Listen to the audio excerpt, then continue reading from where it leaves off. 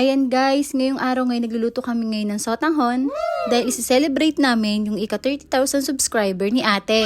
Oh guys, don't forget to subscribe her YouTube channel, okay? Geng geng! Nagtataka siguro kayo kung bakit may payong. Umaambon kasi niyan. Nag-aagaw yung liwanag at dilim. Mabuti na nga lang at maaga kami nakaakyat at nakakuha ng buko. Wow! Tiyareng! Syempre hindi no. Hindi namin kaya akyatin tong punong to. Bumilang si ate sa labas. Nilagyan ng gatas at yelo. Grabe, sobrang refreshing talaga. At eto na, yung pinakang best part. Luto na ang sotanghon ni ate. Alam niyo ba guys, naboboice over ako pero natatakam pa rin talaga ako sa sotanghon na to. Grabe, ang sarap. Tapos nangingibabaw pa yung hipon. Tapos nilagyan pa ni ate ng paborito kong spinach.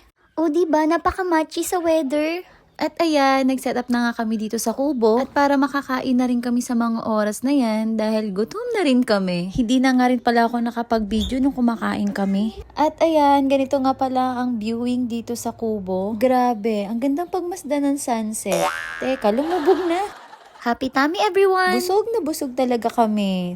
Before I end this video, I want to thank Ate Chel for sharing your blessing to us.